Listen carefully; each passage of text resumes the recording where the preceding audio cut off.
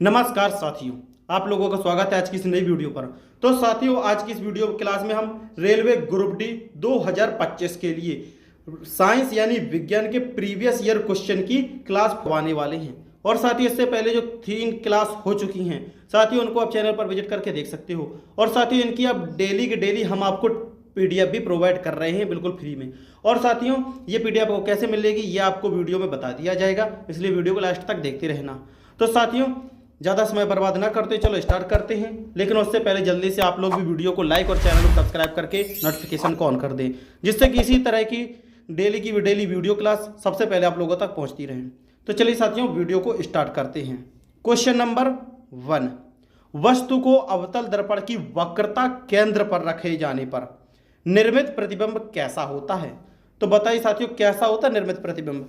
तो साथियों, आंसर होगा ऑप्शन ए, वास्तविक और उल्टा। ठीक है, वस्तु को अवतल दर्पण की वक्रता केंद्र पर रखने पर जो प्रतिबिंब बनेगा वो वास्तविक बनेगा लेकिन उल्टा बनेगा। ठीक है, नेक्स्ट क्वेश्चन 2, निम्न में से कौन से पहले पोषी स्तर पर होते हैं? तो कौन से होते हैं?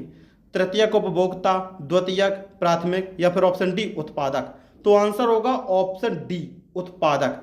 साथियों, उत्पादक पहले पोषी स्तर पर होते हैं। ठीक है, क्वेश्चन नंबर 3, आधुनिक आवर्त नियम का प्रतिपादन किसने किया था? तो बताइए किसने किया था? ऑप्शन ए पर न्यूलैंड्स ने, या फिर डॉबरेनर ने, या फिर मेंडलीफ ने, या फिर ऑप्शन डी मोसले ने? तो आंसर होगा ऑप्शन डी, मोसले ने। साथियों, आधुनिक आवर्त नियम का प्रतिपादन मोसले ने किया था। नेक्स्ट क्वेश्चन नंबर 4, कोयले की विभिन्न किस्मों में से किसमें कार्बन की प्रतिशत मात्रा सबसे अधिक होती है? यानी कि वो सबसे अच्छी क्वालिटी का कोयला कौन सा होता है? पीट, लिग्नाइट, बिटुमिनस या फिर ऑप्शन डी एंथ्रासाइट? तो आंसर होगा ऑप्शन डी, एंथ्रासाइट। सब साथियों, कोयले में सबसे ज़्यादा प्रतिशतता पाई जाती है एंथ्रासाइट कोयले में, और साथियों इसको सबसे अच्छी किस्म का कोयला भी माना जाता है। ठीक है, क्वेश्चन नंबर 5, निम्नलिखित में से किस खनिज द्वारा लोहा प्राप्त किया जाता है? तो बताइए साथियों, किस खनिज द्वारा लोहा प्राप्त होता है? चूने के पत्थर के द्वारा, पिचलैंड, मोनाजाइट रेत या फिर हेमेटाइट? तो आंसर होगा ऑप्शन डी, हेमेटाइट के द्वारा साथियों ये लोहा प्राप्त किया जाता है। क्वेश्चन नंबर 6, पीने के पानी को शुद्ध करने के लिए निम्न गैसों में से किसे प्रयोग में लाया जाता है? बताइए साथियों, अगर पीने के पानी को शुद्ध करना हो तो कौन सी गैस का प्रयोग किया जाता है? तो साथियों आंसर होगा ऑप्शन बी, क्लोरीन। साथियों, उसमें क्लोरीन मिलाई जाती है जिससे पीने का पानी शुद्ध हो जाता है। ठीक है, नेक्स्ट क्वेश्चन नंबर 7, निम्नलिखित में से कौन सा पदार्थ मानव शरीर में ईंधन का काम करता है? बताइए साथियों, मानव शरीर में ईंधन का के रूप में कौन सा कार्य करता है? प्रोटीन, विटामिन, कार्बोहाइड्रेट या फिर ऑप्शन डी जल? तो आंसर होगा ऑप्शन सी, कार्बोहाइड्रेट। साथियों, कार्बोहाइड्रेट हमारे शरीर में ईंधन के रूप में कार्य करता है। नेक्स्ट क्वेश्चन नंबर 8, कम तापमान को मापने वाले यंत्र को क्या कहा जाता है? तो बताइए साथियों, कम तापमान मापने वाले यंत्र को क्या कहते हैं? तो साथियों इसका आंसर होगा option B, cryometer.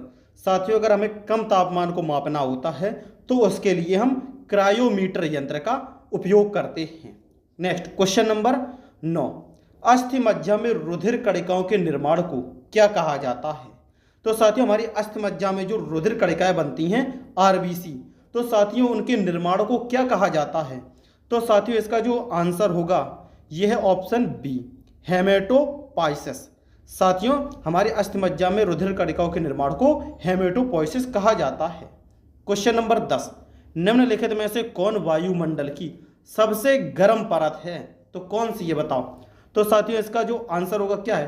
Thermosphere, mesosphere, ionosphere या फिर स्ट्रेटोस्फीयर? तो आंसर होगा ऑप्शन ए, थर्मोस्फीयर। साथियों, वायुमंडल की सबसे गर्म परत थर्मोस्फीयर होती है। नेक्स्ट क्वेश्चन नंबर 11, हमारी पृथ्वी में सबसे अधिक मात्रा में कौन सी धातु मौजूद है? तो बताइए साथियों, कौन सी सबसे ज़्यादा मात्रा में मौजूद धातु होती है? लोहा, एल्यूमिनियम, तांबा या फिर ऑप्शन डी जिंक? तो आंसर होगा ऑप्शन ए, लोहा। साथियों, लोहा हमारी पृथ्वी में सबसे अधिक मात्रा में पाई जाने वाली धातु है। नेक्स्ट क्वेश्चन नंबर 12, चिकित्सा शास्त्र का जनक किसे कहा जाता है? तो किसे कहा जाता है बताइए? अरस्तु को, थियोफ्रेस्टस, हिप्पोक्रेटस या फिर ऑप्शन डी गैलन को। तो साथियों इसका आंसर होगा ऑप्शन सी हिप्पोक्रेटस। साथियों चिकित्सा शास्त्र का जनक यानी कि पिता ये हिप्पोक्रेटस को कहा जाता है। क्वेश्चन नंबर 13 है, हरगोविंद खुराना को किस क्षेत्र में नोबेल पुरस्कार मिला था? तो बताइए साथियों किस क्षेत्र में मिला था? जैव रसायन विज्ञान, चिकित्सा विज्ञान, साहित्य विज्ञान या फिर ऑप्शन डी अर्थशास्त्र। तो साथियों इसका आंसर होगा ऑप्शन बी चिकित्सा विज्ञान। साथियों हरगोविंद खुराना को चिकित्सा विज्ञान के क्षेत्र में नोबेल पुरस्कार मिला था। नेक्स्ट क्वेश्चन नंबर 14, RH कारक ने अपना यह नाम किस जानवर से लिया है? तो बताइए किस जानवर से? बंदर से, ड्रैगन फ्लाई से, ड्रोसोफिला से या फिर गोरिल्ला थे? तो आंसर होगा ऑप्शन ए बंदर से। साथियों RH कारक ने अपना नाम बंदर से लिया था और साथियों इस बंदर का नाम रिहस था। ठीक है। क्वेश्चन नंबर 15 है, नेत्रदान में नेत्र के किस भाग को दान किया जाता है? तो बताइए साथियों जब नेत्र दान किया जाता है तो कौन से भाग को दान किया जाता है? कॉर्निया, रेटिना, आइरिस या फिर ऑप्शन डी नेत्र लेंस? तो आंसर होगा ऑप्शन ए कॉर्निया। साथियों हम नेत्र दान में अपने नेत्र के कॉर्निया वाले भाग को दान करते हैं। क्वेश्चन नंबर 16 है, निम्न में से कौन सा एंजाइम प्रोटीन का विखंडन करता है? तो बताइए साथियों प्रोटीन का विखंडन कौन सा एंजाइम करता है? तो आंसर क्या है? एमाइलेज, ट्रिप्सिन, लाइपेज या फिर ऑप्शन डी माल्टेज? आंसर होगा ऑप्शन बी ट्रिप्सिन। साथियों ट्रिप्सिन जो है ये प्रोटीन का विखंडन करने का काम करता है। क्वेश्चन नंबर 17 है, कीटों का अध्ययन क्या कहलाता है? तो बताइए साथियों क्या कहलाता है? पारिस्थितिकी, एंथोलॉजी, एंटोमोलॉजी या फिर आर्थ्रोपोडोलॉजी? तो आंसर होगा ऑप्शन सी एंटोमोलॉजी। साथियों कीटों के अध्ययन को एंटोमोलॉजी कहा जाता है। क्वेश्चन नंबर 18 है, ऊंचाई बढ़ने से वायुमंडलीय दाब पर क्या प्रभाव पड़ता है? तो बताइए साथियों क्या प्रभाव पड़ता है? बढ़ता है या फिर घटता है?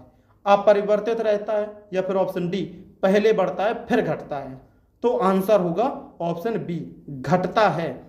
साथियों हम जैसे जैसे ऊंचाई पर पहुंचते जाएंगे हमारा वायुमंडलीय दाब घटता जाएगा। ठीक है। क्वेश्चन नंबर 19, किस अम्ल से नींबू का स्वाद खट्टा होता है? तो साथियों बताइए कौन से अम्ल की वजह से नींबू का स्वाद खट्टा होता है? लैक्टिक, साइट्रिक, एस्कॉर्बिक या फिर टार्ट्रिक?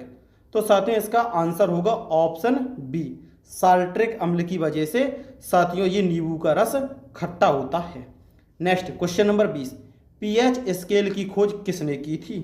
तो किसने की थी बताइए? तो आंसर होगा ऑप्शन ए सोरेन पीटर लॉरिसन।